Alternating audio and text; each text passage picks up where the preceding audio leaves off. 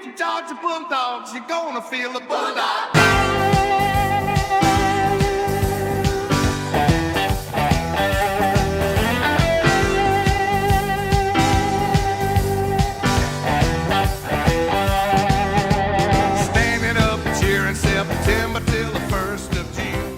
Hello, everybody. Welcome to Row 60 Georgia Football Podcast. My name is Clark Gaines. Joining me today, as always, Adam Thornton. Boom! And this is show number 112. Welcome back, folks, to a bonus episode. Special episode. Yeah, right? We've been talking about doing this for quite some time. We are going back in time to the 2015 Georgia football season.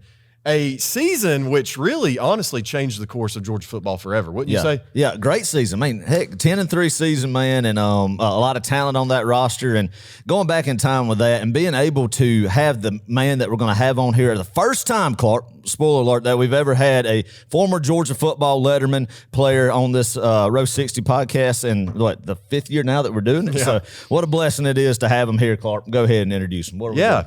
We're bringing on today a player from that 2015 Georgia football season. He also played, 2013, 14, 15, and 16. That's right. 4-year letterman. Big special teams guy. I mean, when I looked out on the field during special teams, this guy was out there. He played with a lot of heart, a lot of passion, made some big tackles, made some big hits. Oh, yeah. I remember his recruitment because obviously me as diehard obsessed with Georgia football and recruiting, man. And what this guy can say, Clark, is there's not too many people who can say that they played football at the University of Georgia, much less can they say they played inside linebacker at the University of Georgia as well. As you look at the prestige of that room, man. But this guy has that feather in his cap. Go ahead and welcome him in. This is Mr. Ryne Rankin. Ryan, what's up, man? Yes, Can you hear us all right? What's going on, guys? What's going on? Thank you guys for having me, man. It's great being the first football player on you guys' podcast. That's awesome. Yeah, it's an man. honor. It's an honor.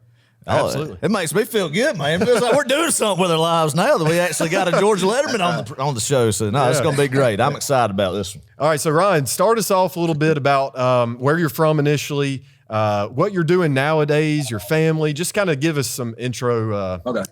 Give us an introduction. Okay, yeah, I'm Ryne Rankin. I am from East Orlando, Florida, just outside of a town called Christmas, Florida. Came up to UGA in 2013.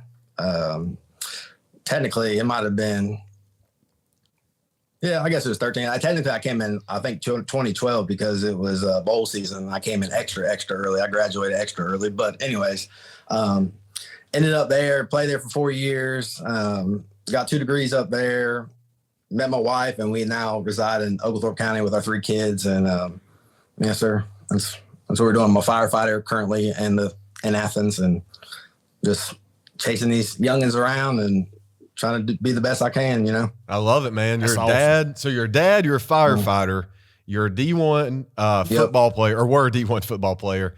Man, that's pretty cool. Love it. So you're a big hog hunter, right? Like you go out and hunt hogs? Oh yeah, I've been doing that my whole life. I started probably just in middle school growing up. I've always hog hunted, but I started hog hunting with dogs in middle school. Oh, shoot, And that carried over. I had a little short hiatus when I was in college. And once I got done playing football in college, I got back into it pretty heavy. Me and one of my old roommates, Carter Schultz, started a brand. He made some brand called Boars and Broads on a TikTok account that he didn't want to associate his name with. And we took that and branched out and started making T-shirts and selling stuff. And now we travel the country and hog hunt all over. And it's a good time. That's Very awesome, cool. man. Yeah. That's good stuff. That's good stuff right there. Yeah, I mean, any type of hunting. I even got to take some former players like Roquan Smith and Nicole Hardman. Another guy you might know, he's come around and hang around our house. We used to call it the Wood Shack. We lived on Woodrow Street. Biggie, Bryce Bailey from Cook the Book. Yeah, we taken him a couple times. It's a good time. If y'all ever get a chance, I know y'all up in Franklin County. Y'all need to come on. Oh man, that'd be awesome, Ryan. I appreciate that, brother. Man, what I've loved about Ryan too is ever since he's graduated from Georgia too, you can just tell from as a fan looking on the outside, looking in, that he's still been a huge ambassador for the University of Georgia. And I love seeing guys, especially out-of-state guys like Ryan, that's come and been a part of this culture, lived it, and it's been ingrained in him, and forever will be, man. So I appreciate that, Ryan. I've noticed that as a fan. just how much you love your time at Georgia, and then even after Georgia, how you still pouring back into, like you said, taking guys that were after you, like McCole Hardman and those type of guys as well, hunting and everything. But I do got to ask, Ryan, you said you're a firefighter. Did you ever think about being a collegiate football coach? Because from what I heard, the stories in Athens now, that you were the closer. Is we needed somebody that we were gonna that you were gonna host them on the weekend, that we wanted to close them. But legendary stories from that. I had to throw that in there. Yeah, we had some good times for sure. We got to host Eason. I won't get into all of those details, but we had a really good time, and obviously you see what happened, and he chose University of Georgia. But that's right. Yeah, yeah.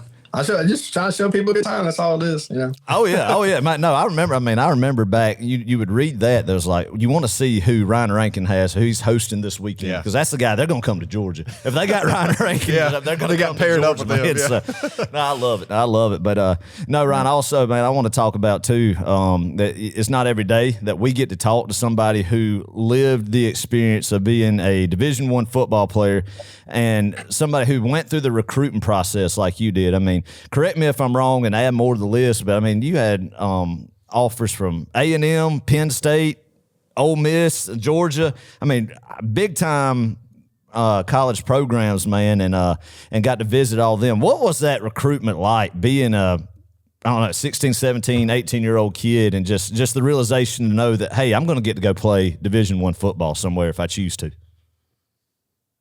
Yeah, so that's always been a dream since I was 7 years old. I started playing football then. My grandfather played in North Texas. He played offensive tackle, and roomed with Mean Joe Green at the time. My father played at University of Cincinnati. He played linebacker there from 88 to 91, I think. And I didn't have any offers, man, going in until after my junior season. I finished my junior season, I think, with 189 tackles in the state of Florida. I led the state of Florida in tackles. Wow. I think I finished my career in high school at 575. I was first team All-State my junior year. And it was so surreal. I had my first offer from University of Cincinnati from my dad's alma mater, and I broke down crying with Coach. There was a Coach Mark Elder. I remember that. I don't know where he's at now, but he came in and offered me, and I just broke down because I know all the hard work, and that's what I really dreamed of, playing college football. Once I got that offer, immediately, if you get an offer back then, if you got an offer in one conference, you immediately got two or three in the same one. They're just playing catch up, right? Right. So I remember spring break came around. My dad, I'm thankful for my dad. We rented a car. We got in the truck. My dad was my football coach at the time, head football coach at East River. We got in a car. We bounced around. We went all the way up the East Coast and came back down. And I don't know. We hit like 15 schools. And each one that I went to, they wanted to see me in person. Going back to that, I'm really like 5'11". I can share some secrets right now, since I already think I would take heel cups and put them in my sock, and then take another sock and put it over. And I wore like size 13, 14 shoes because my foot wouldn't fit in there without them heels. So because every time you get the recruiter visit, they want to see you in person. It's a high level, especially when you're a 5'11" white boy. That's it. That's high level. So I would show up to these schools, and they'd be shaking my hand, like, "Why are you banging this?" They're height and weight you in when you get there, right? So I kick my shoes off, and I'm pulling obviously they say I'm like barefoot, or I guess with my socks on, and I'd back up to the wall. It'd be like 6'1.5". I'd be like, "We'll take it, baby." I love it. Whatever it takes. That's it, man. Hey, recruiting's a game, man. People don't understand that. Like, you got to learn to sell yourself. Back then, I don't know how now, but I knew when I was in school, I would be sharing my Huddle account, just spamming coaches from D1 AA schools all the way up to the SEC. I'm like, Ryne Rankin, class of 2013, 4.0 GPA, and I hit my stats, and then I'd have a killer highlight and send it to them, and I would just send out these coaches. And I think part of that gets lost with kids because they I'm seeing it with my dad, and I was getting so many offers, and parents are going to my dad and be like, "Why isn't my kid getting recruited?" Well, I'm not going to say that, but damn, a majority of that was me selling myself out there. Right. You know what I'm saying? Yeah. Oh, yeah. College recruiting at that time was all a game. So if you got one here, somebody's going to offer you just because you're in that conference. You know what I'm saying? And it was just it was so real.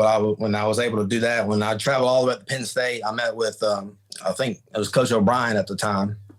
He just got there, and he offered me. And then once I got that offer, I had a trickle down effect of so many offers, and it was and I want to give a shout out to another guy because I used to train in Florida. And I always say, you think you're good in sorry, if you're in let's say I live in Oglethorpe County, if you think you're good in Oglethorpe County, get your stuff and go to Atlanta and go run down there and see if you can hang out with those boys. So I used to live in the country part of Orlando, and I would go into the middle town of Orlando, like a Apopka, Winter Garden, and work out with a guy named Low Wood. He trained I remember I was training with Carl Joseph there, Alton Howard, Matt Milano. He's still in the league playing linebacker. KJ Dillon. I mean, there's a bunch of kids that I was out there running with, and I think that's where I got my speed from, is training with these guys with Low Wood. I'm gonna give a shout out to him. He's you know him, y'all need to look him up. They get him on the pod. His son played at Notre Dame. He played at Western Kentucky, and he's put a lot of kids through college. Everybody used to go down to Orlando, used to go see Low Wood first, and then he would kind of direct them around what coaches was for. So but yeah, man, my recruitment, it was surreal. Just getting that first offer, I knew and I can actually play somewhere and have a place to go and call home. Yeah. It was surreal. And I fell in love with Athens. Like with Athens, I just fell in love with it. Yeah. So talk to us just a little bit about when Georgia came about in that recruiting process. Who was the main contact for you at the time? Because that would have been what, 2012? Yeah. 13, 12. Yeah. So that was my Coach Ball was technically my area. Tony Ball was technically my area. The wide receiver coach. But yes, sir. But yes. Kirk Olivadotti was the linebacker coach who recruited me. And to be honest, we hit a bunch of schools up, and they were waiting I'm just being for real. They were waiting on Ben Bolaware to figure out where he was going to go.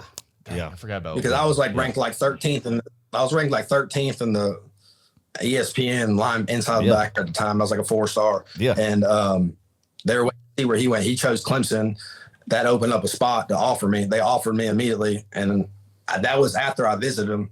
And I just, like I said, I went up to Athens with my dad on that little trip I was talking about, going all the way up to Penn State and back down. Yeah. And I fell in love with Athens, man. Just a small town at the time. I'm from Orlando. It's busy. That was totally different. Coach Richt and the staff just open arms, fell in love with it, fell in love with the scenery. It wasn't so far.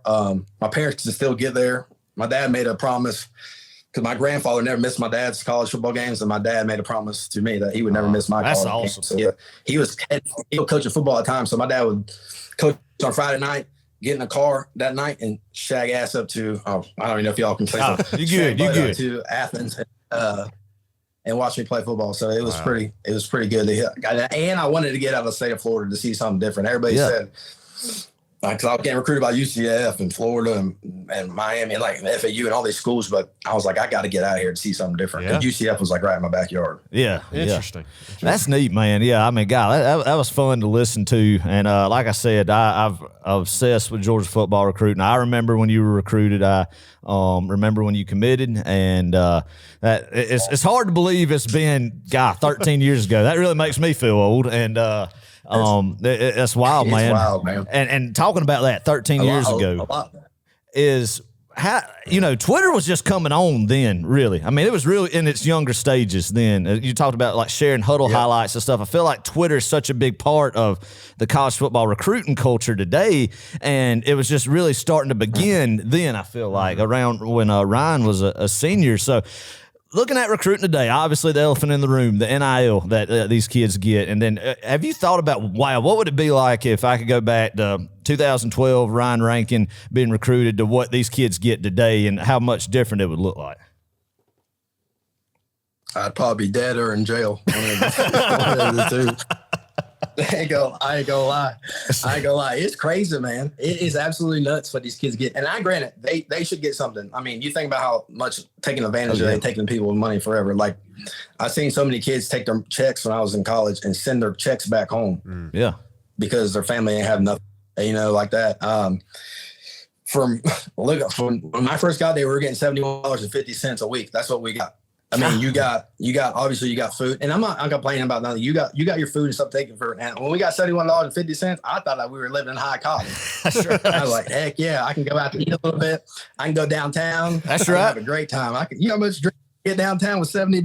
That's right. Oh, yeah, that's right. That's right.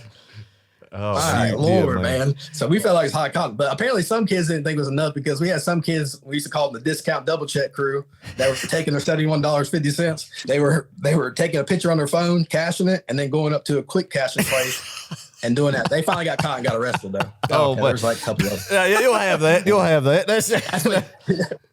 Yeah, that was a discount. The discount double check was big. Aaron Rodgers. Yeah, no discount double check. Come on. I remember that. I love it. I love it. Yeah, that's good stuff. Yeah, but they had like people understand. Like I always tell kids, if you really, you gotta really love college football or out of high school, really love football to go play college football somewhere, especially a big program, because they got your butt from 6, depending on where you're going, 6 in the morning to about 10:30 at night, including from throughout your day, whether that's study hall or training and rehab, to classes, to workouts, to dinner, to practice, or to practice, then dinner, then back to study hall that night. You know what I'm saying? Then somehow you got to fit in like watching more film and fit in a girlfriend or whatever throughout it's hard. It's really hard. And for those kids not to get compensated for nothing, for their much reaping the benefits of their name, it is incredible. They should get something, understand, but like this stuff is getting absolutely nuts, because they used to be able to give you bagels at the football facility, but it was illegal, NCAA violation, to give you cream cheese. Like, it didn't make no sense. Like, how do you go from doing that to opening the floodgates to like, here you go, like y'all got it, got it, good luck. You know, these kids are driving these nice cars and stuff like that. I don't know. I know I made the class action lawsuit though for 2016 for the NIL. I made that one little spot. There we get like $38K. So nice. We'll see. But they got 10 years to pay. They got 10 years to pay it out. So I don't know if I'll ever see it. But good. I don't blame you a bit. That's smart. That's smart. I mean, look, I obviously was not a Division I athlete. Adam definitely wasn't a Division I athlete, and so. But I was on staff, man, and I saw how hard y'all busted your tails. I mean, every single day, man. I feel like there are so few people out there who actually get it. I mean, even high school coaches, I don't think some of them understand what it's like to be a college athlete, to go to class. You got to go to every class too, because, you got class checkers. There are people there that will literally see if you show up or not. You got to go to class. You got to keep your grades up. You got to study. Then on top of all that, you got to go to practice. You got to go to team meetings. You got to go to special teams meetings. You got to go to a defense meeting. I mean, all these meetings. Then you got practice. Then you got recovery. Then you got to eat. I mean, dude, it's insane. And so, I mean, to your point, man, like with all that, you don't really have that much of a social life. And if you do, I mean, you really have to work hard for that. And I mean, and when's the time to actually go out and earn money there? And I know everybody's like, oh, well, you're on full scholarship. But yeah, I mean, still, you still got to go eat. You still got to have a life. That's right. So it's just wild. You still got to do stuff. Like, and you got any hobbies, man, it's so hindrance. Like, if we had to save up for like going on a hunting trip or whatever, you $71. I mean, you had to, for $210 or whatever, you had to wait 3 weeks, before you got that money, before you ever saw that money.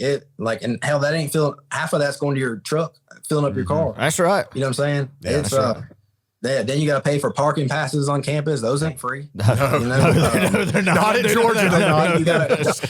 Wild, God man. forbid you have a girlfriend or something, and you try to pay for something for them or take them on a date like that.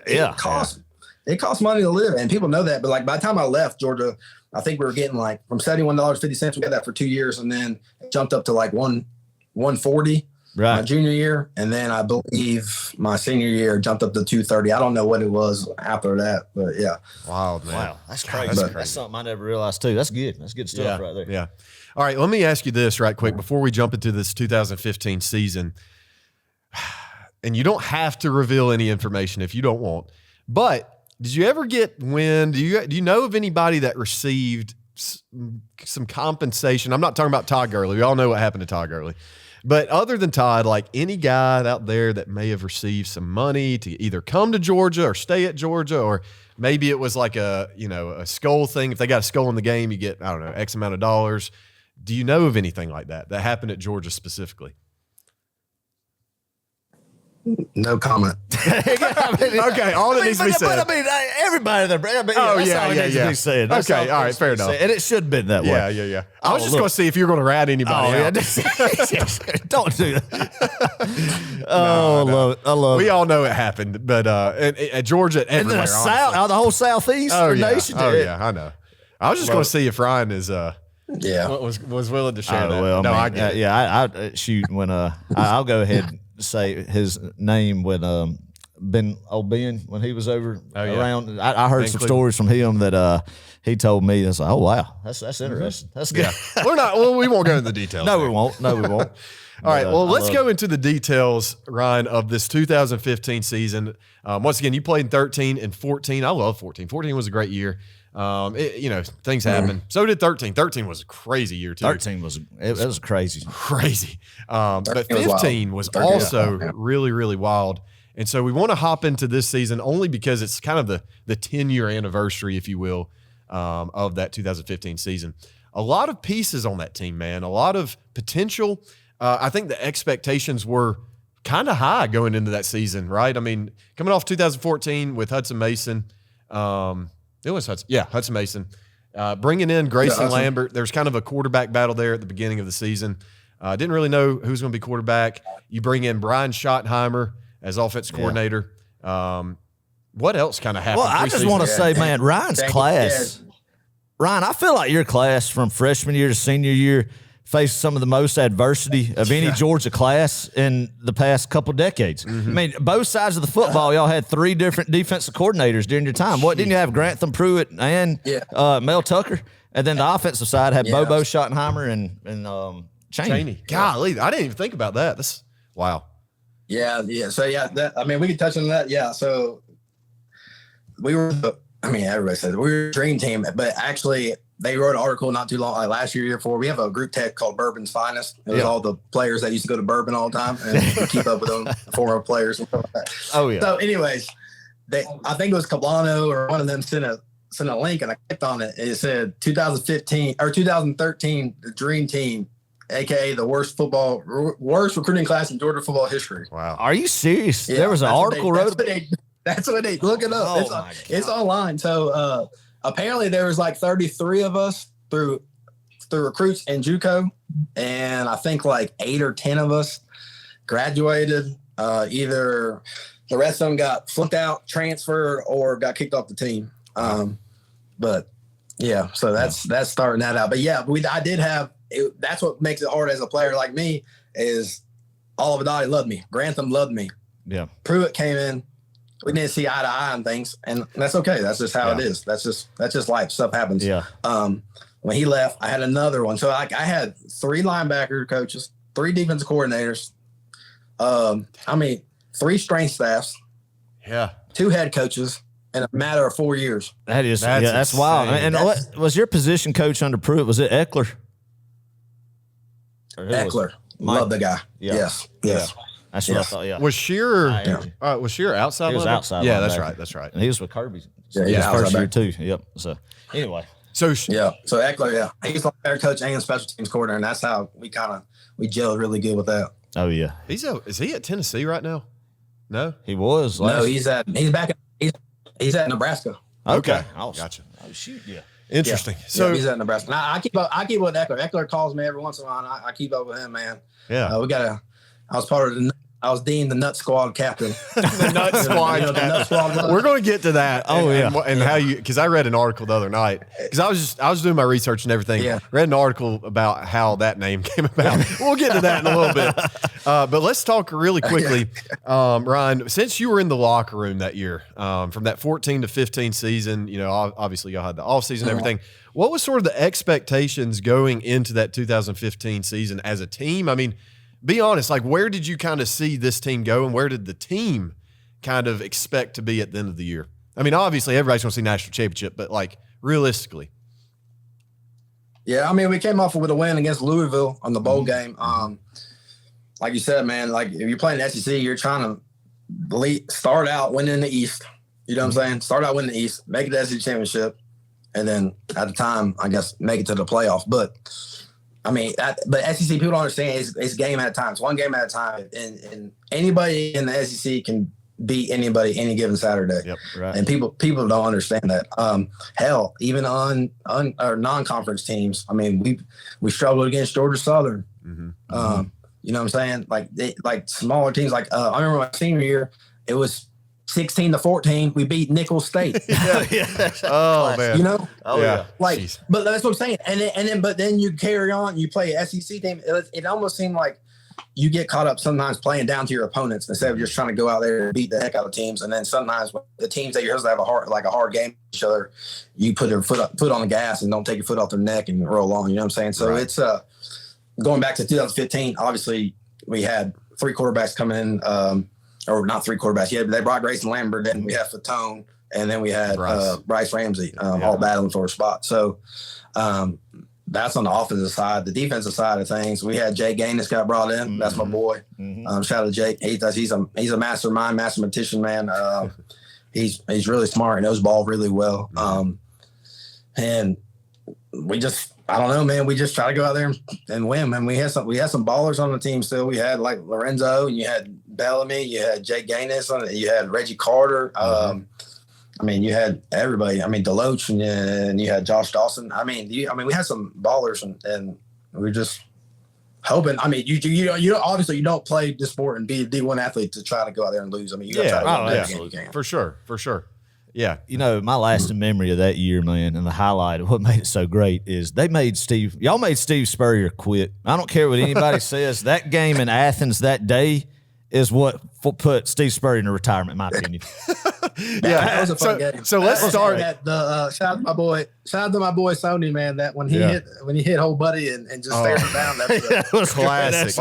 That thing's so hard. So let's start there with that game, because that was, I think, game 2 or 3 of the season. We played Carolina early on. Played Vanderbilt. Like the second week of the year, went to Nashville, if I'm not mistaken. Crazy. Yeah, it was crazy. But So let's start with the Carolina game.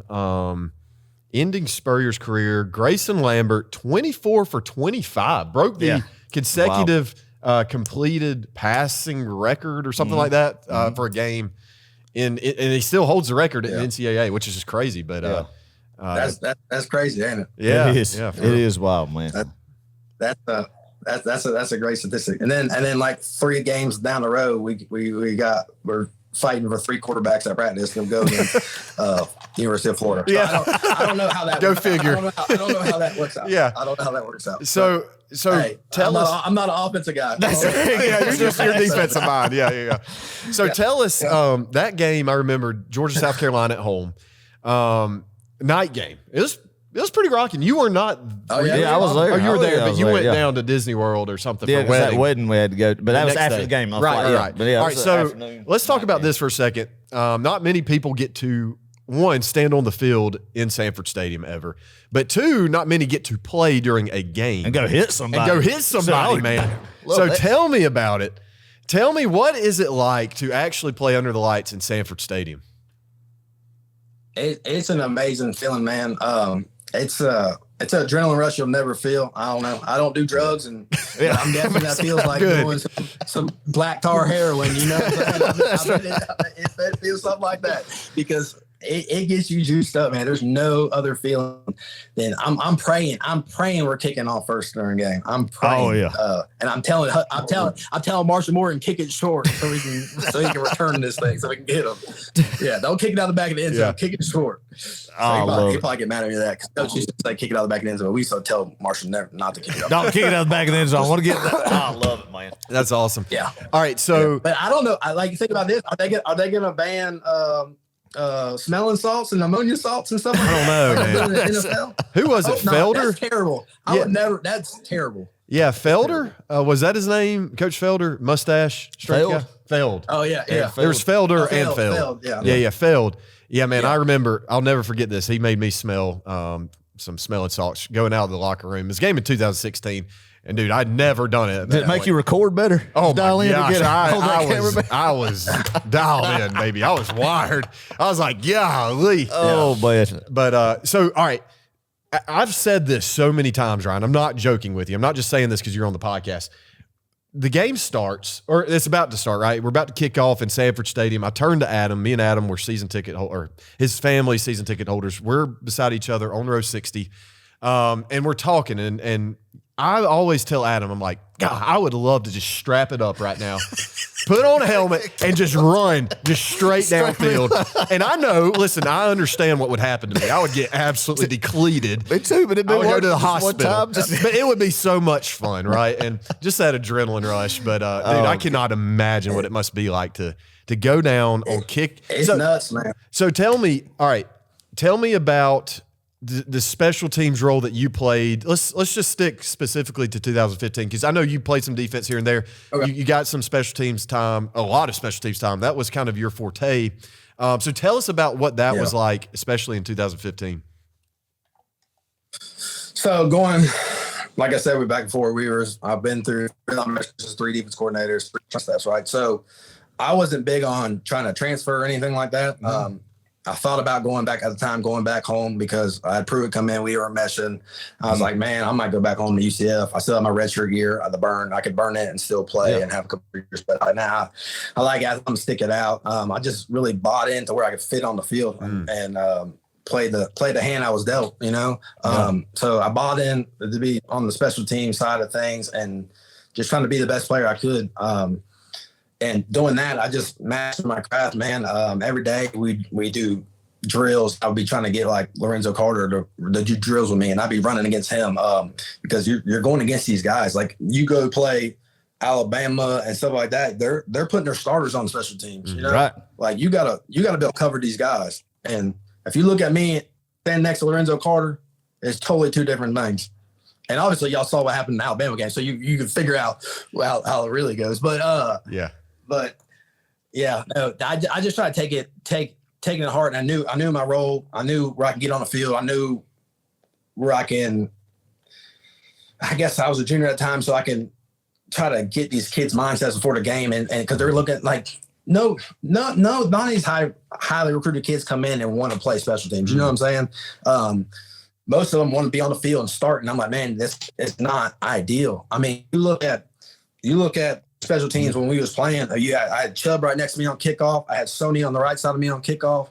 I mean, we're running down there trying to bust some heads, you know. So, and Marlo Herrera, I mean, Ramik Wilson, like all these starters on defense, we was running down on kickoff together. So it's just trying to get these kids to buy in. And once I was able to buy in and try to become a leader in that aspect of things, it went really well. And I think that's what promote. Like at the end of the year, my biggest accomplishment at University of Georgia was getting named permanent team captain by my peers on the football team. And I hold that to heart, man, because my name's on the outside of Sanford Stadium. Yeah.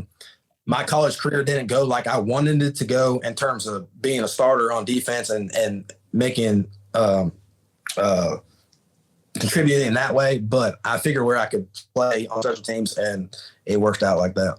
Dude, I love that, man. You are a quintessential team player, and I respect that, man, because, I mean, in a world where it's all about me in college football, man, there's not many guys who would be willing, you know, to come in to say, you know what, I might not make it, you know, first string defense, but dadgummit, I'm going to plug in. I'm going to give everything I got. And I'm going to be the best that I can be every single day. And I'm going to push people. I'm going to be a leader somewhere on this team, man. And if we had more Ryne Rankins in today's college football world, man, this game, it'd be a lot. It would be even more fun to watch. Sticking with Georgia, like we talked about earlier, the 3 coaches, I didn't even think about 3 different position coaches as well. 3 different coordinators, 2 head coaches, man. I mean, and I'm sure the change in defensive philosophy and everything and just the whirlwind, I mean, it would be a mass exodus of people today with the transfer portal and college football today, man. So, but no, I mean, being able to do what Ryne did is, I mean, it's a dream that I had growing up, and then obviously that didn't come to fruition. It's still a dream, isn't it? I gave up on that. For me. I actually gave up on that. Knew that wasn't going to happen about the age of 12. You know, but no, I mean, but no. I like I said, I appreciate everything that group did, and I, as he alluded to earlier, I feel like his class. I'm not just saying because he's on here, but Bryce Ramsey, all those guys, I think just really got the short end of the stick because of that era of Georgia football. And there was a lot of highs too, man. Yeah, there was. And that's what I want to ask. I mean, I did not miss a game. I went to every single game from 13 to 16. Yeah, yep. Yeah, I did. I mean, I remember being at the dang Gator Bowl against Nebraska in the rain. I'm not going to cut you off, but I'm saying, like, you go back to guys like like you're gonna say myself, like being a leader. If you go back to like Bryce Ramsey, we had a couple of punters on scholarship. Bryce stepped up. Bryce holds like the longest punt in the state of Georgia still, and he's our backup quarterback, and he's starting punting for us. You know what I'm saying? Right. Yeah. Just a team guy, team player, man. And the coolest thing about that, like, so he's a very team player. The cool thing about him was like people had to respect him. They would go punt safe all the time because he could throw the ball. Right. Absolutely. Yeah. Man. And people didn't realize that. So it's we had a bunch of team players on the team then, and I don't, like you said, I don't know how that is today with a bunch of NIL and transfer portal being open all the time and stuff like that. Yeah. Oh yeah. Yeah, I mean, special teams is so easily overlooked too. I know it's something that Kirby definitely prioritizes. I mean, you have to. If you want to win championships, that's something that you've really got to hone in on and be elite at. And thankfully, that is something over the years, as everybody's seen in the Georgia bubble, you know, we've put a lot of emphasis on, and I think it's paid off in a lot of ways. Yeah, I mean, you look at you look at that era, man, and guys like Ryan being a senior in that transition, and I know we're going to get to this, from Mark Richt to Kirby Smart, and where Georgia football is today, and how you could look back and you being a permanent team captain and being a leader in the class that was the transition of the culture. I felt like a great culture and a very successful program that Georgia was with Mark Richt, and it continued over and elevated even more to Kirby Smart, man, and how that's got to make you feel when you either go to Sanford or you're at the fire station on shift watching the game at home or whatever, and realizing that you and your group was the first to lay the foundation to what we see today. And that's hard to believe. That's been 9 years ago to right now. Yeah.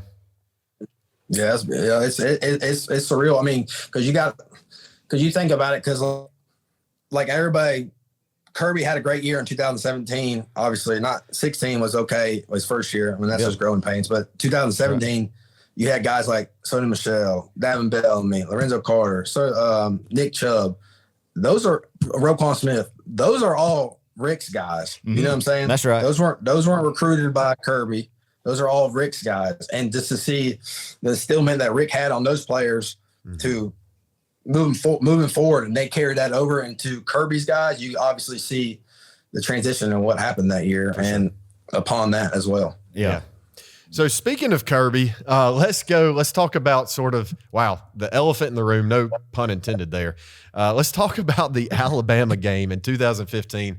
That was a rough day. I mean, I think we can all agree that was not a fun day in particular. I will say, I mean, I was there. I was doing the all-state field goal net in the end zone right there. That was my role on game days. I was not shooting game day photos or anything at that point. I was doing the all-state net. Anyway, all this to say, I'll never forget it. Derrick Henry came down, and he walked right in front of me, and I about crapped my pants. How large of a running back that guy was. I mean, it was insane. I was like, holy crap. And at that point, I mean, Ryan, I'll be honest. I watched you guys out on the practice field all week, right? Like literally every single day of that week. And I was feeling pretty good. I was texting Adam. I was like, man, I don't know. I think we're looking good this week. And then we come out and wow, it was we got shell shocked. Oh, I mean, that Alabama coaching staff that year, Mario Cristobal, Lane Kiffin, Kirby Smart, Billy Napier, wasn't Brent Key on it? I think Mel Tucker. No, Cristobal was OL coach. Never mind. Tucker was there. Tucker was there. Lannon was there. I mean, Schumann was there. Yeah, Schumann was. I mean, one of the best teams in college football history, right there as well. So I mean, that was that was great. Starting out, go ahead. I was gonna say, starting out, I'm still mad at Derrick Henry for because he was committed at University of Georgia at the time, and called me when I got my offer and told me to come to Georgia with him. And I was like, heck yeah, too affordable, whatever. We're gonna go to Georgia. Yeah. No, he switched up quick on us. Yeah, that's right. Because he's from Yulee down there. We thought we wanted Alabama. Yeah, we thought we wanted Alabama. We come down Lumpkin Street, boy, shaking that bus. He's like, oh yeah, game day's here. We're gonna have it's raining. We're gonna run the shit out of the ball. It's gonna be a great game. We got Chubb out there, boy. We're just gonna pound this thing, right? And all this No, that it got shut down real quick. It was 21-0 in like 7 minutes of the first quarter. We Yeah. had a block punt for a touchdown. I'm trying to think. We might have a pick six. I don't know. I know Reuben Foster was over there murdering people on the field. So before Yes, the game even kicked off, Ryan, I got to ask you Foster. this. Yeah, Reuben Foster. Yeah, go ahead. I forgot to bring that up. Yeah, go ahead. This was shout out to Will Matthews. He was the one who wanted to know about this. He wanted me to ask you, were you one of the guys out there yapping before the game as they were running out of the tunnel? Oh yeah, I mean, because we listen. Who would? Yeah, we're going to talk. Look, they ranked us higher than Alabama that game. That's right. Like I don't know if Alabama. We were ranked higher than Alabama that game.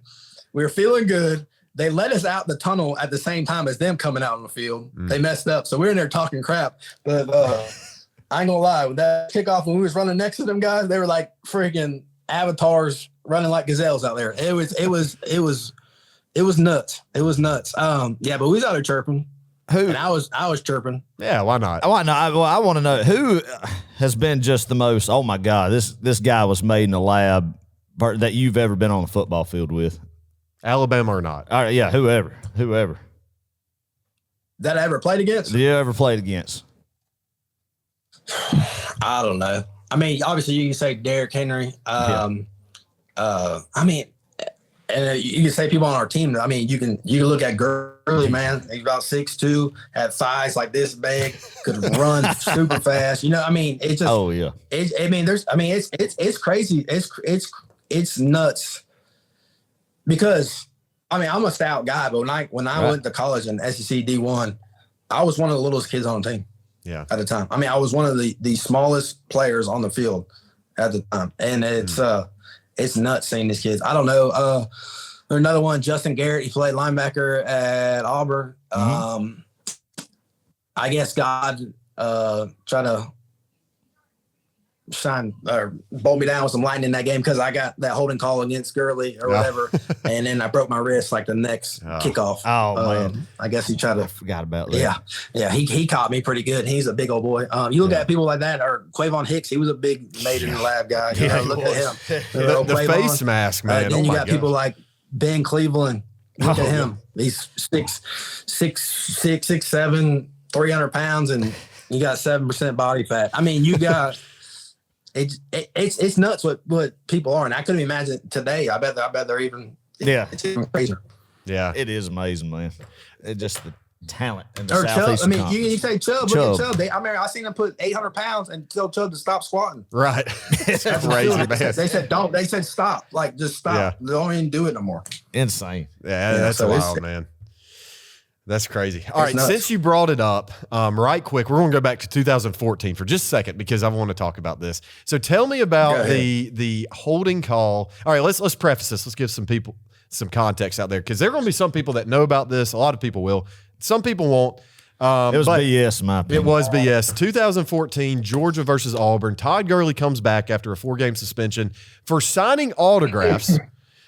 I mean, this would never even that nobody would blink an eye at this nowadays. But anyway, comes back after a 4-game suspension. The hype is real. We're playing Auburn at home. Killed him. I mean, absolutely destroyed him. It was kind of a blackout. We was it. It was a fan blackout. And the first kickoff to Georgia. Yeah, Todd Gurley's on the field in the backfield. Ryan, you're on the field too on kick return. And Todd Gurley takes it to the crib, but then there's a yellow flag. The place is going crazy. Yeah. And you wouldn't know that there's a flag on the field unless you're just looking for it. The place is erupted. Yeah. But there once again was a flag. It was on you as holding, and to this day, I think it's just total BS. Adam thinks it's BS. Oh, 100%. What do you think about it? And let me ask you right quick before you go. What did Todd have to say about it? Did he even mention it to you or anything? Yeah, man. Every time, he was like, "Man, don't worry about it. It's all good." You know, I mean, Todd. People always say about his Todd. Todd was like, everybody thought, oh, like being a player, you gotta be serious all the time. Todd was so chill, man. Like for the games, like we're over there, everybody's like, "Yeah, let's go over there, whoop their ass." Yeah. Todd's like, man, what's up, Rank? Like, what are we gonna do after this? Like, he was so chill. Yeah. I love it, man. Yeah. He was so chill, and that's what that makes him even more amazing athlete. Like, he knew like when to turn it on. Like, you could tell him like at practice, like this going on top.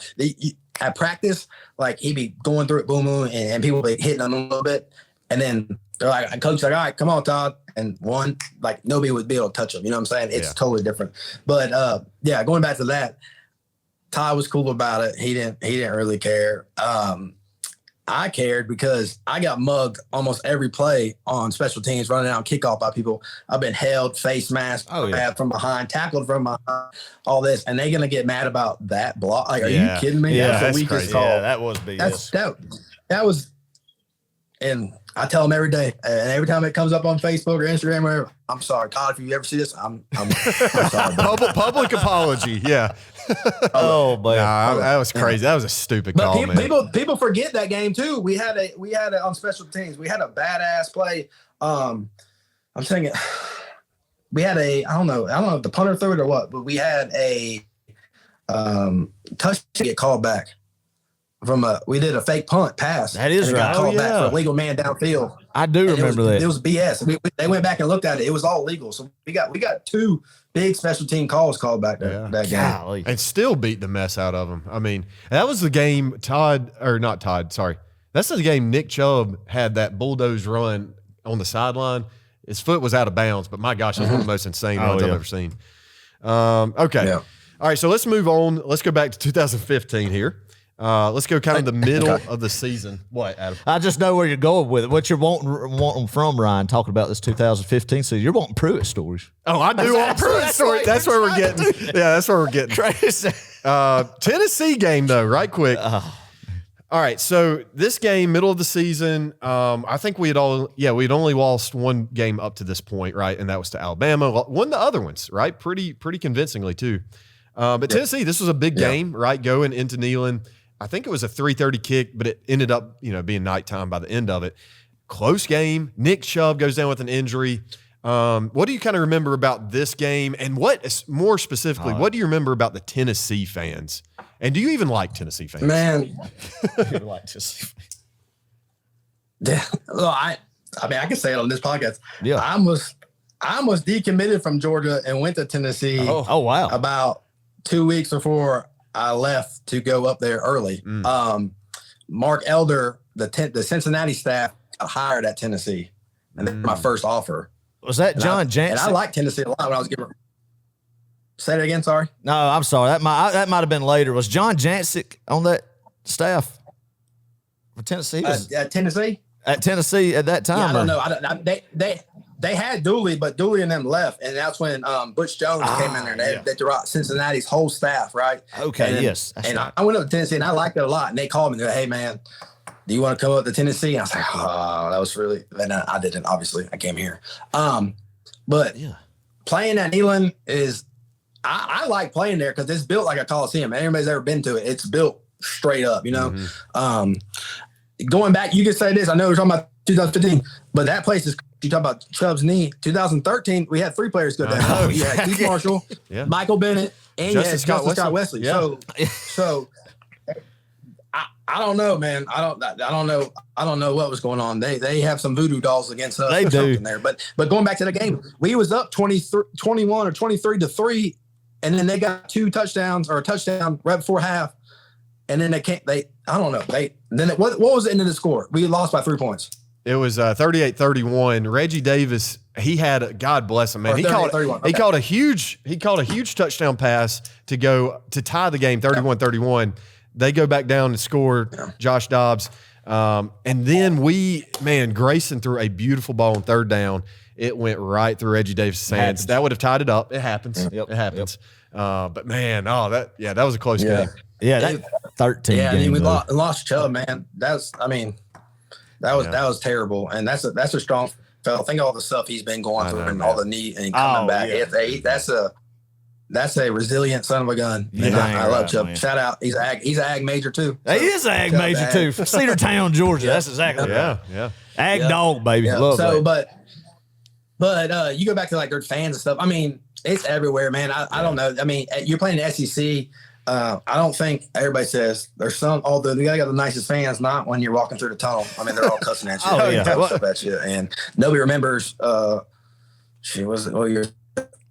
the 3 rain delays we had at South Carolina. Oh, like, 2014. and how much beer and towels and white towels and shit we got hit with. Or how about they turn the AC off when you go there? Mm-hmm. You go play at Auburn, they have toilets, but they don't have no dividers. So I'm literally passing toilet paper to my buddy right here as we're taking poops next to each other. You know what I'm saying? They mind mess you. You go to Tennessee, they got one little screw-in light bulb as your light in the whole locker room. You know what I'm saying? Man. You go to play at Missouri, they got nails on the platform. They know what they're doing. Oh, yeah. You know what I'm saying? They and people don't.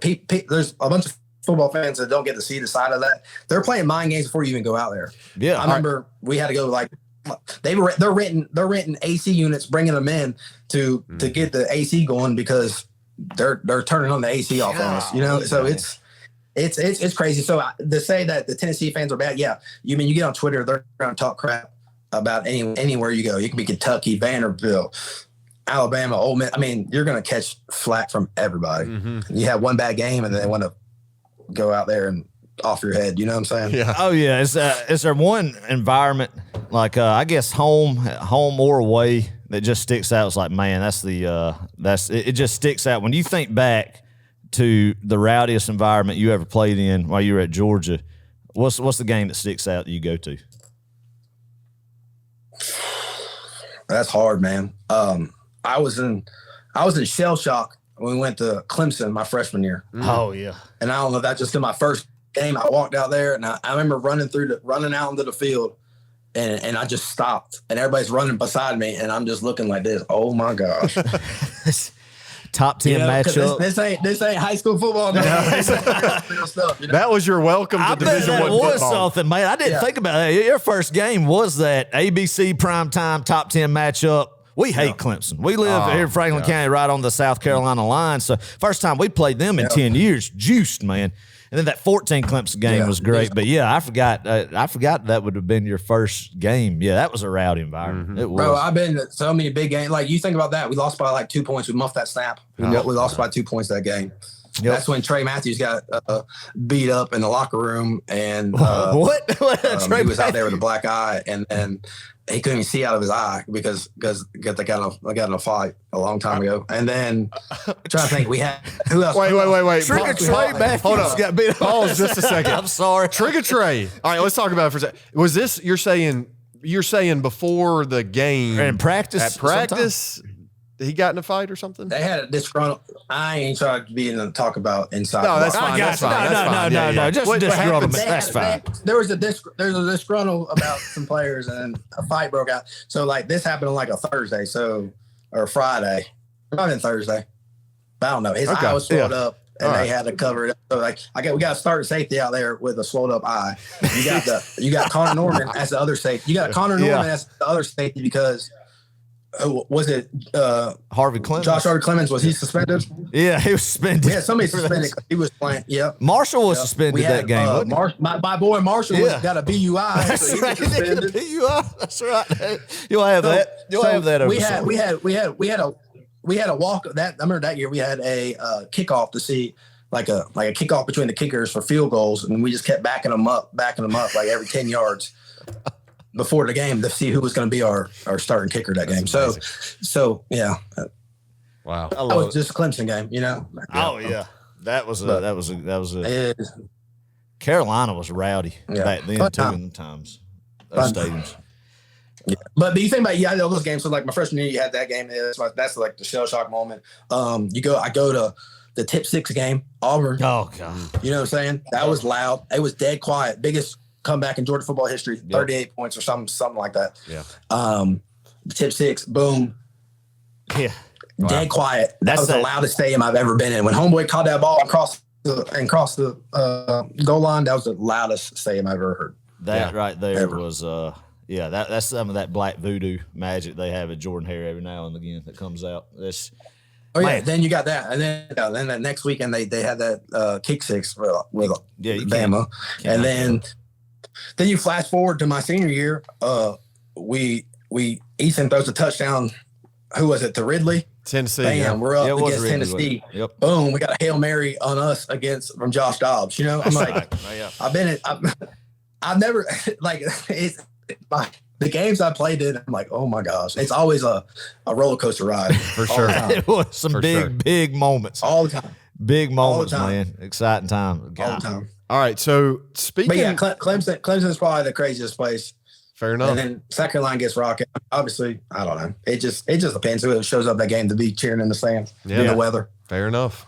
Man. All right. So let's move on. There is a particular, I'll call it a fight. That's what it was.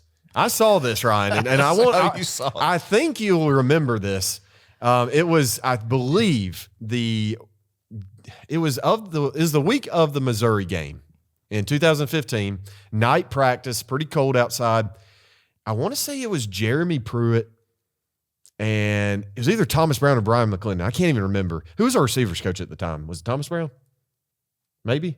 That was Brian McClendon. Or maybe it was Brian Because he was the interim head B-Mac. coach. He was Yeah, the interim- yeah. So then it would have been BMAC. All right, so BMAC and Pruitt. Do you remember that at practice? It was like Michael Chigbu and one other DB. They got into it, but then Pruitt got into it with BMAC literally seconds Or was after it that. Thomas Brown? I don't know. It might have been Thomas Brown. I thought it was Thomas. I don't know. Do you remember that, Ron, or no? I don't. I remember parts and bits, man. I mean, it just there's always offense and defense coaches going at it at practice so much.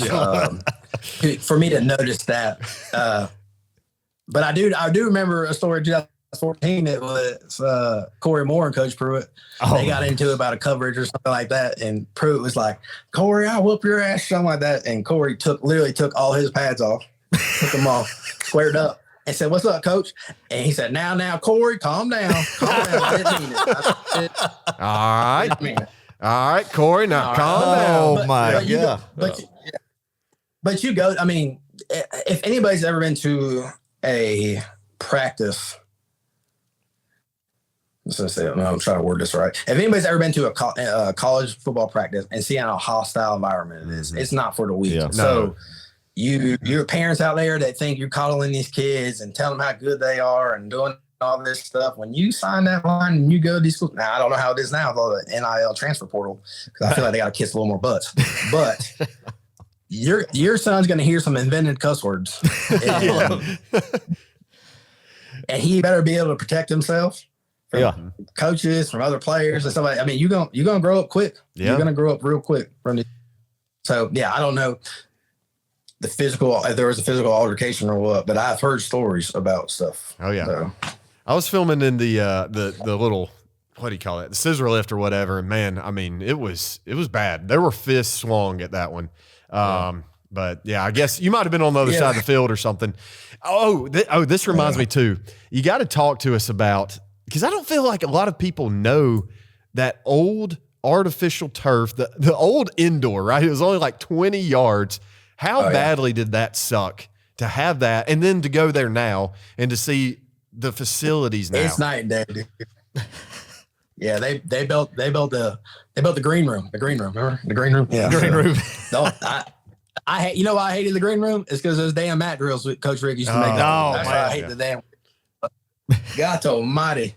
Yeah, God Almighty. No, but yeah, it's totally different, man. From going over there now and seeing it, it's all built up. There's no really true practice. I guess they got two little small fields on the bottom now, but like the indoor is immaculate, man. Right.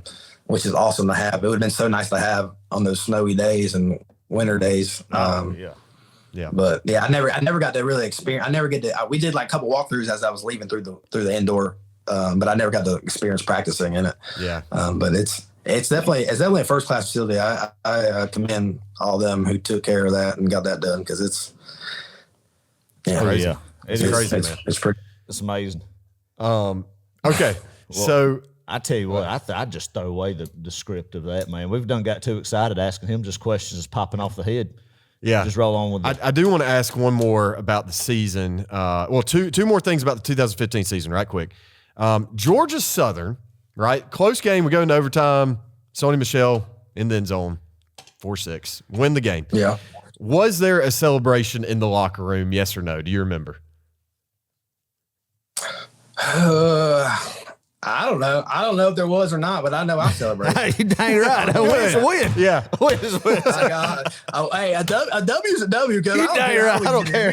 We got it. That's right. Shit. That's right. That's exactly right, man. All right. And then, There's a great picture of you. Last thing, last game of the season, Georgia Tech. This is, we didn't know it as fans at the time. I think we kind of saw the writing on the wall, some of us. This was going to be Coach Richt's last game, right? And we go to Georgia Tech. We beat them. I think it was a close game, 10-7, if I'm not mistaken, something like that, 14-7. Probably a little bit higher score. Something like that. 17-3. I don't know, something like that. I think it's like 17-7 or something. It was something like that. Yeah, something like that. Yeah. There's a great picture of you where you've got the turf at Bobby Dodd in your mouth, right? Yeah. And I think it's Mark Webb maybe is behind you or somebody like that. But that's an iconic picture. I just wanted to bring that up. That's good stuff. So with that said, we kind of went through the whole schedule there, 2015, went through some of the rivals, lost to a few of them, beat some others. Who did you hate the most? Like out of all the teams that you faced, Tech. Tech was it. Tech. Love it. 100%. Any reason why? 100%. You know why? You want, oh yeah, 100% why. I mean, that whole mouth grass thing was just, they've always done it. You go back to Ben Jones, David Andrews, people like that. We've always done it, and they need to bring it back. I mean, that's just college football. They need to do stuff like that. Right. That makes it fun, right? But saying that is because I never beat Tech in Sanford Stadium. No, that is true. Dang, think about that. Yeah. Ever. Lost him. That's when Pruitt and him was convincing Coach Richt to do the squib kick. Yep. 2014. We go into overtime with them. It was a triple overtime with them, right? And we had that going on. And then I guess my senior year we lost to him. So Pruitt in 14, Pruitt was in Richt's ear about the squib kick. Yeah. Bro, Pruitt was in Richt's ear about everything. I remember. And I love Richt, man. But I remember, I'll never forget this. Because Richt's a great guy. Like, he does things about the book, does things about the rule, and I love Richt to death. But I'll never forget, I remember some players had to get drug tested during the season, and I remember Pruitt making a big thing about it. He goes, y'all drug test during the season, man? He goes, y'all just trying to he said, what are y'all trying to do? Just set yourself up for failure? Like, we're just trying to set yourself, trying to lose it? Like, what are we doing here? And then that's not what you want to tell Coach Richt. I mean, Coach, you know how Coach Richt is. Oh, so, man, you got to think about where he came from and the players on that 2013 Florida State team too. That's true. Oh my gosh! Oh, love that. I love it. That's a good one. That's a good one right there. Wow, that's good stuff. All right, but all love, man. It's all love. That's right. That's right. For sure. All right, so a few more questions here. Then we're going to kind of move into the Kirby Era right quick. And then we're going to have a lightning round. Coach Richt, though, we got to touch on Coach Richt and his legacy. What did you love most about Coach Richt? He was a personable coach. He was a people's coach. He was there for you. He was a good, godly Christian man. He wanted to see the best out of you and get the most out of you as he can, not just on the football field, but in life. He helped out a lot of kids, and it's not just the stuff he did on the field, like I'm saying, but he would get them to go to church. He would make these kids. Make everybody. We'd go to etiquette class to learn life skills and learn teaching etiquette and eating etiquette, and just he set you up for the future, because he knew football was short-lived. It was short-term. That's not what you're here to do on this earth. You're here to please God and be a good man and a good husband. So that's how Coach Richt coached, and I commend him. That's one of the reasons I went to University of Georgia. Man, that's awesome. That is I cool. love Coach Richt, man. I still to this day say if the playoff format, even a 4-team, definitely a 12-team was in play some of those years, 2002, 2007, 2012. Oh, 100%. He's at least got one ring, possibly two rings for sure. For sure. That. And, But, yeah, so, I mean, that's awesome. I appreciate that, Ryan. That was good. Yeah, that's good stuff. So and people saw Coach Richt on the sideline and always thought he was so he wouldn't get in your ass like Kirby does. But y'all see him at practice and meetings. I mean, he would get in. If Coach Richt cussed at you, you listened, like you paid attention, because he was really mad. But the whole time you paid attention. The whole time I was there in that 2015 season, that was the one season I worked under Coach Richt. I heard him say one cuss word, and the place just went silent. It was like, silent. what did he just say? Yeah. I mean, I'm sure you heard as a player more, but for me, being up there and doing all that mess. But you paid attention when he said stuff like that. You paid attention. You sure did. Oh man, that's awesome. All right, so Coach Richt, he, everything went down after that Georgia Tech game that year. So let's talk about Kirby. Right. When did the team know? When did you guys know? What was the reaction like in the locker room when it was announced that Kirby Smart and his staff was coming in to take over at Georgia? We were excited. We were excited to have a coach like caliber like that coming from Alabama. They just literally beat the dog poop out of us. And have something like that with a mentality like that, bringing it over to Georgia. We were excited about that. We were also excited for Coach Richt because he got hired at Miami. I'll never forget the first meeting that we had. He came in and everybody was holding up the U for Coach Richt as he walked into our team meeting because we were excited for him. You know what I'm saying? That's awesome. But for Kirby coming over and instilling those ways Alabama was doing things, obviously it's worked. You know what I'm saying? I got two of the biggest regrets at the University of Georgia. One is not redshirting my freshman year. Our first one is the Todd Gurley thing. That's my regret. Yeah, my that was BS. That was not redshirting. One, so I couldn't miss. I didn't want to miss the OG frat beach. I missed that with all my boys that I came in with. Two for sure is the 17 year when they went to play Bama in the national championship and he went to the Rose Bowl and stuff like that. If I would just redshirted, I'd have been there. You know what I'm saying? Yeah. That's my two biggest regrets. But to see what he did in his second year there is amazing. It's honestly amazing to see that happen. So I commend him. And it's not just Kirby. It was Tucker. It was everybody else he had on the staff. Schumann's a dark horse. People don't understand that if Georgia loses Schumann, they're going to lose a lot on the defense. And Georgia better pay Schumann whatever they can to keep him on staff because he does a lot. He's kind of like Rick. He's very personal with these kids, and he gets them to play really well. And I mean, look at it. Look how many Buckus Award winners he's had, or nominees, or top 10 picks, or top draft picks. I mean, people sleep on Schumann, and Schumann's a guru. He's a linebacker guru.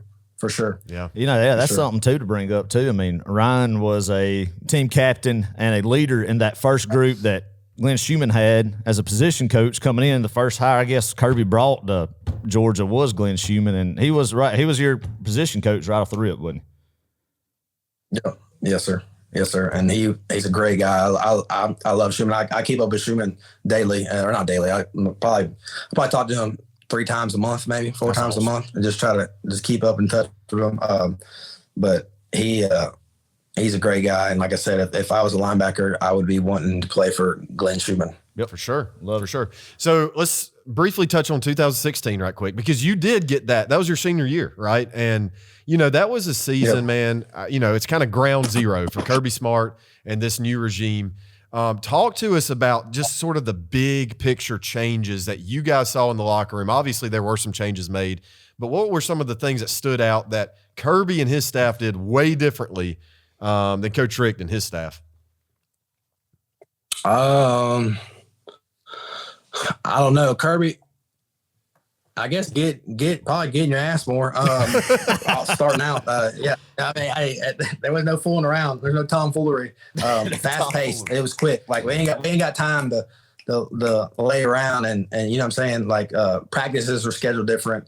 He brought his, obviously, I don't know. He's a defensive minded scheme head coach. You know what I'm saying. So he was with the defense the whole time and helping run that. So it was incredible to see that.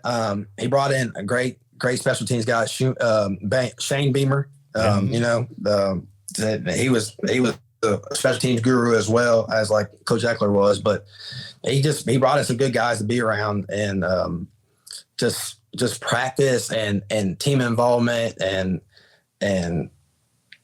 just however they did it under Alabama under Nick Saban, he just carried it over and like I said, whatever he learned under Saban, it works. I mean, it's a great tool for success. Yeah. Awesome. Absolutely. All right. Let's do this right quick. we got a little lightning round. All right. Any questions that we'll just answer kind of briefly here? Adam, I'm sure you'll probably have a couple too. I've got a list of them really quick. What was your favorite or most memorable play when you think back to your career? Like, what's the one play that just stands out, whether good or bad for you? What was the one? Obviously good. I would say we were playing Tennessee at home, 2014. Me and Damian Swan down the ball like the 6-inch line. Oh, nice. And then the next play, they fumble. Josh Dawson recovers it for a touchdown. Yeah. In the end zone as a defense. That was a pretty cool experience doing that right there. Yeah. Obviously, my worst play is the Todd Gurley one. So thanks for bringing that up again. Yeah, he brought it up again. I saw, so we just went over that, but we did establish that was BS. So, Yeah. So we just throw that one out the window. So I love it. Oh man! All right, who was your favorite coach and why? Whether it's a position coach or whatever. Eckler and Schumann. Eckler because I can relate to him. Being a nut squad, and then we can go to nut squad real quick. Yeah, nut squad. You gotta be one or have a lot of them. We preach that a lot. And then Schumann, man, Schumann's just great to play for. I never met a person that knew ball like him, and he could open up the eyes of people as a great teacher. He can teach you really well so you can understand it. Like you can fully grasp what he was saying, and it made it so easier for kids, like young kids, freshmen, sophomores coming in, they could get a grasp of the defense. So he's really personal and coachable in that way. I like it. All right, what players do you still keep up with today? A lot of them. I got like 2 or 3 or 4 group texts. I know I got one with awesome. some linebackers like with the old one like Ramik Wilson, Reggie Carter, Costa Vavalis, Adrian McDonald, Marlo Herrera, and then I got that Bourbon's Finest one I was talking about earlier. We got like Alden Bynum, Josh Cardiello, he transferred out to Chattanooga, Bryce Ramsey, Brandon Cablano, Trent Fricks, Clint Welch, Thomas Willie. I mean, a bunch of people. I keep up with Roquan, talk to Roquan a lot. I talk to Cole a lot because I just went hog hunt with him like early this month. Talked to Jordan Jenkins. Talked to 4 players like Rambo, and I actually Marshall Morgan, I've seen him, but I just seen him over at the University of Georgia Letterman's Club meetings. They have little meetings over there, and I get to see a bunch of people like that. It's like August 30th, the first game this year to actually having one. So I keep up with a lot of people that go to those things. Mike Thornton, Sean Chappis. I mean, the list goes on and on. I keep up with these folks. I try to stay involved as much as I can. I like it. With the university and my former players. Yeah, and like Adam said earlier, man, you're an ambassador to the university, a good one at that. And you know, we need to just keep you guys as Letterman. I mean, I'm a Letterman too, but I didn't play. Am I really a Letterman? You're a video staff. I'm a video staff alumni. Yeah. That's right. But my point is, we need them. We need them. You need them. That's right. That's true. But no, I mean, my point is, man, like it's good to have guys like you, like Murray. I think of Aaron Murray, man, great ambassador, and there's a lot of others that I could rattle off. But you know that does mean a lot because as Coach Smart was saying the other day at the scrimmage, you were there too. You heard this. It's good for these kids coming out of college, right? And you know, maybe not all of them go to the NFL. A lot of them don't, right? But having a network of people such as the Lettermans, man, that's huge for their growth and, you know, to get connected and plugged in different places. So my last question for you, and this one actually comes from one of our listeners. What current or former UGA player do you associate yourself with? Current or former? As like associate myself in what, like playing ability, or like what are you talking about? Like I think just like I would probably grit say going back to I don't know. I'm gonna say the people that people don't really think of. So like I would say like Costa Vavalis. Remember him? Yeah. Oh yeah. Costa is my boy. He's in a group text too. And when I came on campus, Costa kind of took me under his wing in the linebacker room, and he was a special team ace too. He was a 2-time permanent captain, I believe. Costa, I think, is a anesthetician now at Piedmont. Oh, really? He's really smart. So like That's awesome. he really smart with the game, and or he's that or anesthesiologist, one of the two. But he's really smart with the game, and he's also really smart as a person. So, and he played really hard. And I try to look up to him when I came in. I think I was with him for 2 years, 2013 and 14, I believe. Yes, and I tried to just take over that role when he left. I just try to be what he was and continue that on. I like it. And awesome. I saw the success he had, and I just try to carry that over. I like it. That's awesome. That's good stuff. That's good stuff. Do you have any other questions, or if not, I know something weird. This is one strange question here. Clark and I played high school football. And we talk about this, that sometimes just randomly, and that's been, golly, over a decade ago, you'll just have random dreams like you're late for practice, or you are in the huddle or something. And obviously with us, it's just high school football. But with you, does your dreams, is it back in Athens at Georgia? Because I know everybody who's ever put on pads at any level still has those dreams from time to time. And I would like somebody who went past the high school level of football. Do you go back to East Orlando a lot in your dreams, or is it more in Athens, like when you have those football dreams there? No, it's Athens. I would definitely say 100%. It's Athens dreams. Yeah. Sometimes I get nightmares of being late for mat drills. I bet. and having to run more. Gosh. Yeah. That's good stuff. Man. All right. Yeah. So before I got a funny mat drill story. I want to hear it. Yeah, absolutely. Absolutely. I guess it was 2014. We had a bunch of snow. Like we had a bunch of snow, and they shut down. And people don't understand this in college. They shut down the school for if anything ice over to shut down. Well, we had like a week off, right, from the snow, and the bars opened up at 12. Like everything shut down, but Waffle House and downtown Athens. Yeah. So, what are we gonna do? We're gonna have a great time, Right.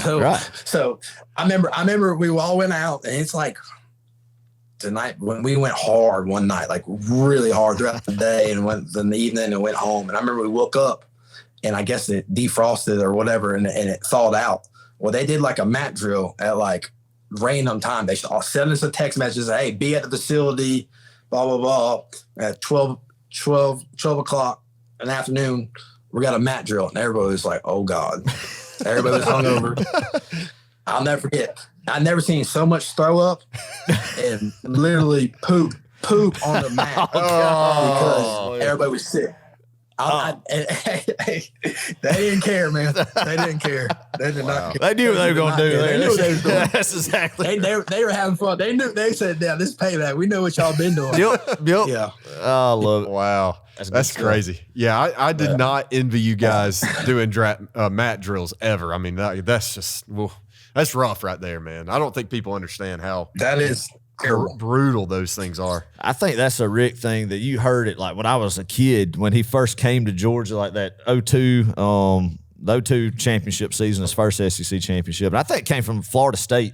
He brought that from Florida State over, and I'm sure it just progressed as he came. But yeah, I mean, you always heard as a fan who read about that stuff, heard about how bad those mat drills were. So that's fun. That's good stuff. All right, so that brings us to today, Ryan. 10 years later, we're in 2025, and I want your thoughts on this Georgia football team this year specifically. Let's start with this question: what games are you kind of nervous about, or have not a great feeling about going into it this year, or if any? I don't know, man. I went to scrimmage the other day. They look pretty good. No, sorry about that. They look really sound. I'm excited. It's just like everything. I mean, everybody wants the big games. I'm gonna say NIL has changed so much things. So like, they have.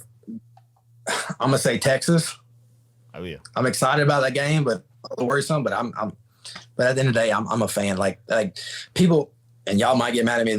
I don't let college football ruin my days at work in my life. You know what I'm saying? It's not just another game. We just got to be the top. What is it? Is it 12 still? They go to 16 next year or the year after. Right. Like we just got to make the top 12, baby. Yeah. Just got to be in the top 12. That's right. You know what I'm saying? Yeah, that's right. People don't get butthurt about one game. There's 10 games a season. Don't get butthurt about this. If they lose a game, it's always uproar. Like, oh, the season's over. All this stuff. It blows my mind how fair weather fans are. Oh yeah. When it comes to stuff, and they have no idea what goes in, day out through a college football program, and they're setting their mood on 16 to. That's true. That's true. Now they got to say 16 to 17 to 23-year-olds. You know. Yeah. I mean, I'll be honest. I mean, the thing is, man, Adam can attest to this too. I mean, we, after these games, we give ourselves about 2 hours to sort of pout and to, if we lose, right, we kind of pout and we're sad and mad or whatever. And at the end of the day, we come to terms with it, Ryan. We do. I don't know. I can't speak for all of Georgia football nation when I say this, but we do get to that point where we're like, you know what? We're going to go to work Monday. Like, it's going to be fine. Oh, yeah. We're going to move on. And, we're not going to let 16 to 19-year-olds dictate how we feel. Oh, it used to destroy me when I was in elementary, middle school, high school. High school, I would play a high school football game. I'd drive all night to Jacksonville. We'd play Tim Tebow, lose 41-17. Both, but like it'd be the same. Like not have any sleep, then go watch Tebow and Percy Harvin and all those boys just carve us up. Like 2 consecutive years, lose by 30, and like just destroy me the next week. But obviously now with children and more responsibilities, obviously, in a career and job, you don't, and it's just a blessing just to get to see another football season come as a fan sitting in them stands. So. Yeah. Oh me. And to say this, and to go back to as a player, yeah, it does suck, but it's still. I mean, if you lose a game, yes, it does suck. Nobody wants to. You don't play a game to lose. Like everybody's competitive out here, right. But it's always. We got a next game. Like, what are you going to do about it? Like, you're going to fall down, you're going to get back up and do it. But I'm not going to sit here and let it dictate. Like, people don't understand. You lose a game, we're still probably going downtown that night. Just so y'all know. Like, fans, absolutely, no, absolutely, no. I don't care. I cared about the ball. Yes, but I'm still going to go have fun. Absolutely, I got a social life. I'm not going to sit there and ball up in my room and cry about it. Absolutely. And it's funny. There are so many fans. I'm still human. Oh yeah, that think that like that's what the players do. Like it's 18 to 22-year-old college kids. Of course, that's just it's crazy. Just some of the mindset of some people. And if they're getting $100,000, I definitely sit in my room. You promise that. I feel way less. I was going out. They might not be going out to Athens. They might just be going on up the street down the road to Atlanta at that point. With that much cash. Oh my gosh. Oh, I love it. They need to stay off Atlanta. They stay out of Atlanta. Them GSPs too bad. That's right. That's right. Oh my gosh. Oh, I love it. Well, this has been such a fun episode. It has, man. My gosh, this is, awesome. Like seriously, this could not have gone better. With our first ever player on Row 60. Really cool stuff. Ryan, man, we greatly appreciate it. Before we let you go, any last words, anything you want to say to Georgia football? There's a good many Georgia football fans. I'm not going to say Georgia football nation or anything, but right. What would you say to the fans out there to kind of prep them for this 2025 season?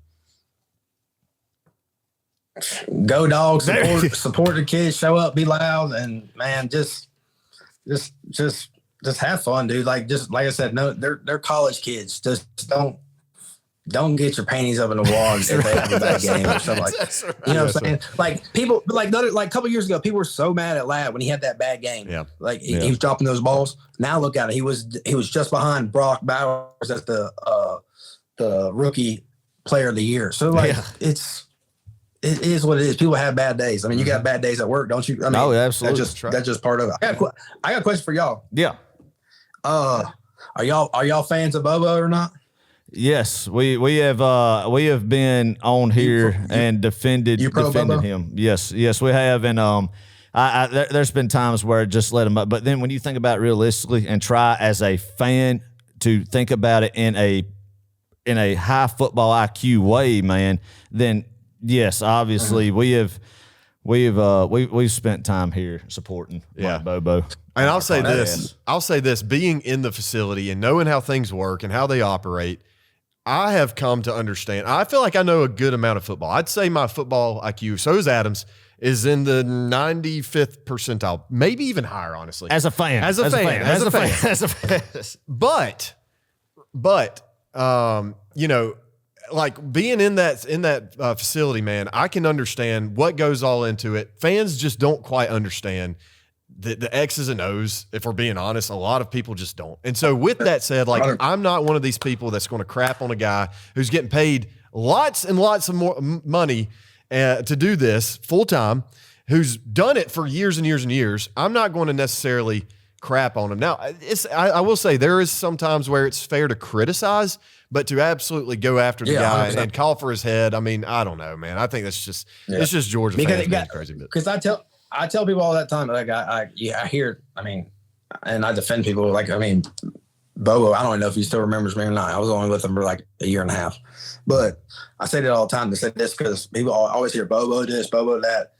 My freshman year, he averaged like 38.5 points. My sophomore year, it was like 41.5 points. It was like top 10 in the nation or 8th in the nation and point per game, you know? So people really look at the statistics and stuff like that and see that he's legit. I'm pro Bobo. I was wondering if y'all was. That's all. Oh yeah, man. Oh, absolutely. If y'all had, I don't know if y'all had any kids now, but if y'all had sons, would y'all let them play football, knowing what you know now today, with health wise and everything? Clark has a young son. I have a 3-year-old daughter, and health wise with the CTE and stuff. I would want him to play in I don't know, full contact, starting middle school into high school, like.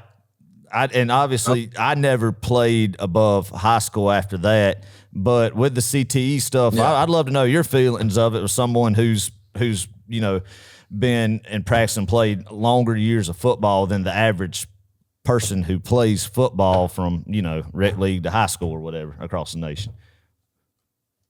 Yeah, I asked you that because I would do it all over again if I had the chance to. I've had 3 shoulder surgeries from football. I had a wrist surgery. I had a thing called osteitis pubis where I had inflammation in my pubic bone from like playing and stuff like that. I had to get cortisone and PRP shots in it a couple times.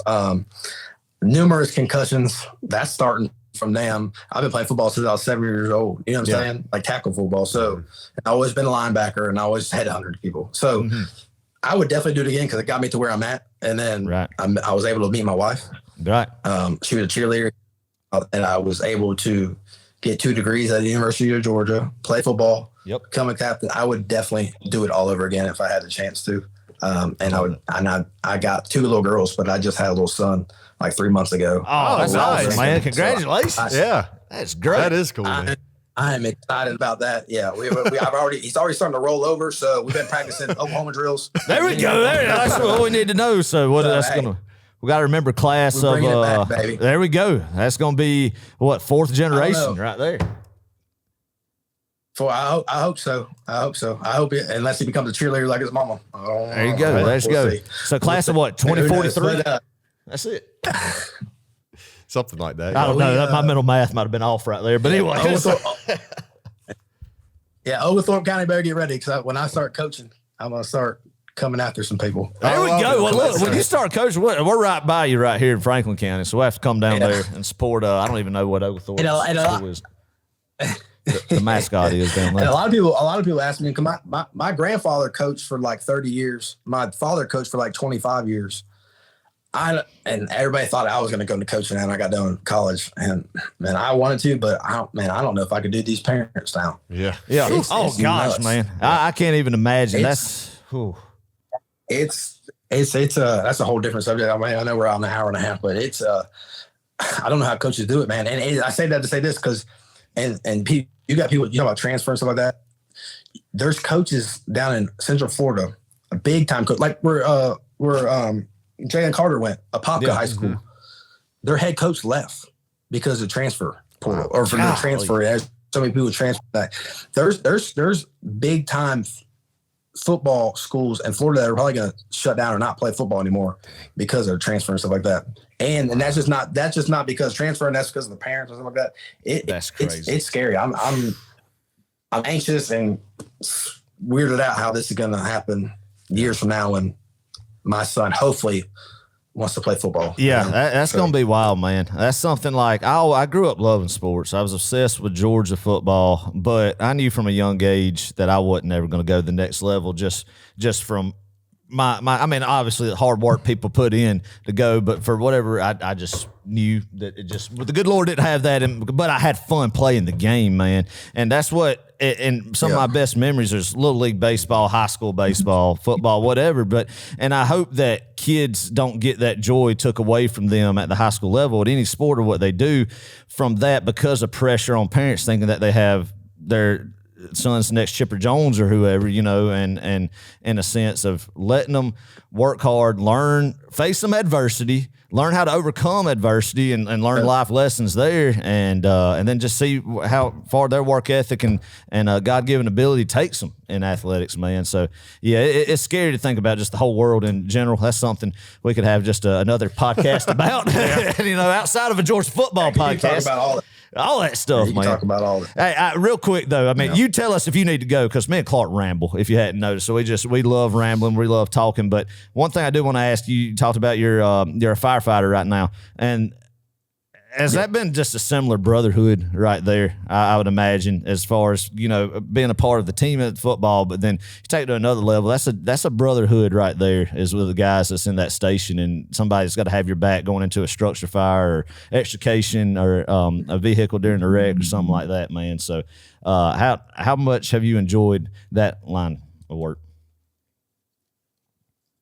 I've enjoyed it a lot. So I got done with graduating college. I had 2 degrees, one in agriculture business, the other one in agriculture economics. My wife was in veterinarian school at the time, and I didn't know what I was going to do. So I fooled around with the cows, hauling cows, doing stuff like that. And then I met a guy building a barn, and he was like, man, you should join the fire department. He was a firefighter. Mm-hmm. I didn't think about it, and I applied. I mean, that's probably one of the best decisions I ever made in my life. The camaraderie you get playing football and living with people and living with your boys at the dormitory and stuff like that, it carries over to the fire service, I could say.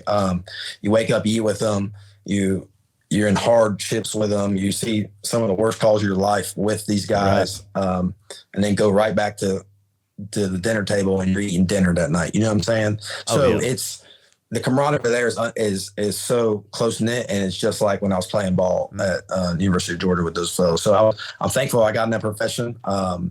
I respect anybody, whether you're paid or volunteer. Right.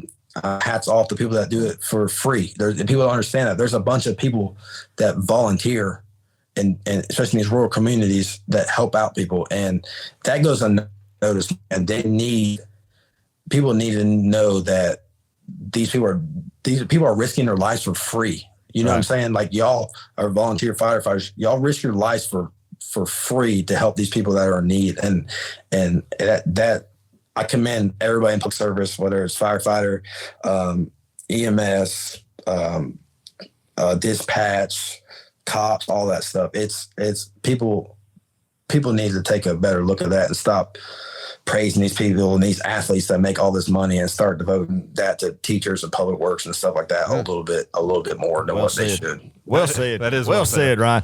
No, I love that, man, how you talked about it. I was an ag communications major. I tried to pick the easiest agriculture degree I could get from the University of Georgia. And I figured out, I worked in the poultry industry a little bit, but I decided I wanted to do blue-collar work, even though I went to, and, people ask, so you went to Georgia and now you're an electrician, doing blue-collar work, but I like fooling with cows and doing just working with my hands. And then, of course, like I said, the volunteer fire service and everything. So very, very proud of all that, and just love hearing you talk about and appreciate your service with the fire department there in Athens, man. That's awesome. And talk about that. Some of these people in the state of Georgia, I mean, if you can give back to your local communities, Ryan said it best. We're all volunteer. Where you live in Oglethorpe County is volunteer, and they're a county who really needs some help with funds. What they do down there, man, is it's amazing what those guys and girls who, especially there, some of the equipment that they're working with down there, even more so than in Franklin County, what the stuff that they're able to accomplish with that. So definitely support your local fire departments. Yeah. Career 100%. Or volunteer. You think about these rural communities, you got people living in Wilkes County or Lincolnton or something, like their closest hospital. I mean, they're going to trauma centers. They're either going to Augusta or they're going to Athens, Piedmont. You know what I'm saying? Yeah. That's a long drive.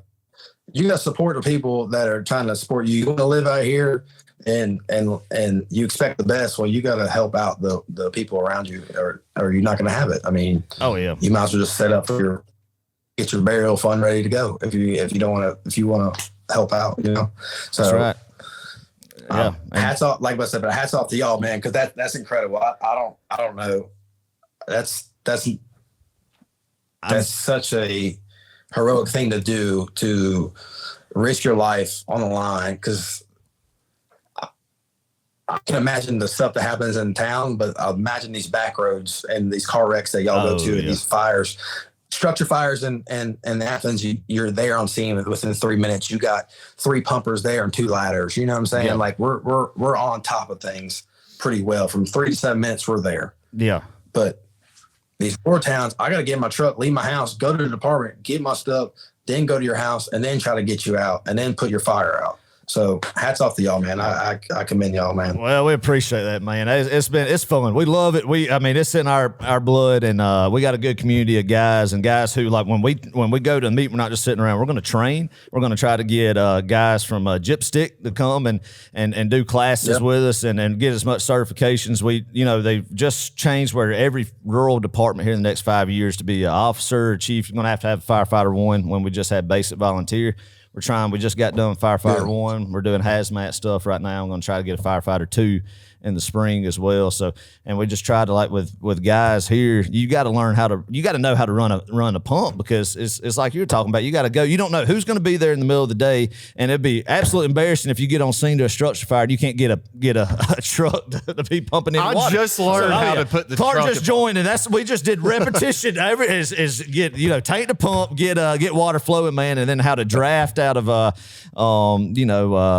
relay pump and all that good fun stuff. So yeah, I mean, it's fun. It's an adrenaline rush. That's incredible, because y'all rural people think you got hydrants everywhere. That's not true. Athens, we got hydrants everywhere.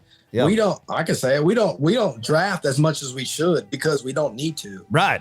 Y'all are drafting out these ponds. People don't even know what we're talking about. They're literally hooking up an intake and dropping it into a pond and sucking the water out of a pond and drafting it and then putting your house out with it. You know what I'm saying? People don't understand that, Oh, yeah. Dude, I'm saying y'all, hats off to y'all. Everybody, we always talk about drafting classes and stuff like that. We always go to Coney County or something like a rural county, teach us or help out, or we have some people that volunteer and firefight or paid with us, so they usually the ones that put on the class, because they do it all the time. Oh yeah, man. So, hats off to y'all. Well, we appreciate it. It's fun getting old drop tank out and get some tankers pumping. The hardest thing is getting it primed, that drop tank primed, because that can make you look silly in a hurry on scene if you can't get the tank primed. Get primed. So good time, man. The people that don't know anything about firefighting, like me, I'm still learning. I just joined. So they're probably like, what in the world are they talking about? Yeah, people, Jim Wilcox, shout out Jim Wilcox, one of our faithful listeners and friends, honestly. He's full-time down in Florida. Down in Florida, yep. So that was awesome. Good stuff, Ryan. We greatly appreciate you hopping on, taking the time to sit down with us on Row 60 and just talk some ball, man. And man, we're going to stay in touch with you. You stay in touch with us. Yeah. Go follow Ryne Rankin on Instagram. I think plug your Instagram account. Oh, my Instagram's just Big Rank 38. Big Rank 38. That's it. Yeah. Go follow him and show him some love. Once again, we greatly appreciate Ryan. We'll talk soon, brother. Yes, sir. Meantime, go Dawgs. Go Dawgs, brother. Appreciate you, Ryan. Go Dawgs. All right, Adam. Take that Hawaii shirt off. Yeah, exactly. Thank you. Thank you. It makes no sense why I did this. All right. So with that, we're wrapping it up here on Row 60. Adam, you wrap this thing up officially. You got to give us a pep talk per usual. I am wearing my Hawaii shirt. You are wearing your Hawaii shirt, because hold up. It's week 0. Yeah. Hawaii and Sanford play. Hawaii's my secondary team, but Georgia's my primary team. We're getting fired up. Next Saturday, not this upcoming Saturday, next Saturday, we've got Georgia football. Live Georgia football, baby. Inject that in that vein right there. Deer season coming up. Live Georgia football, man. Best time of the year. Fall's coming. Everybody get ready for it. Like I've said every time, cancel any wedding. I don't care if it's your brother, your sister, whoever decided to get married in the fall. They can just do without you being there. Little kids' birthday party, nieces, nephews, whatever. Do away with it. You got to go watch Georgia football, or at least be in front of a TV if you're doing it. We love y'all. Go Dawgs. Go Dawgs.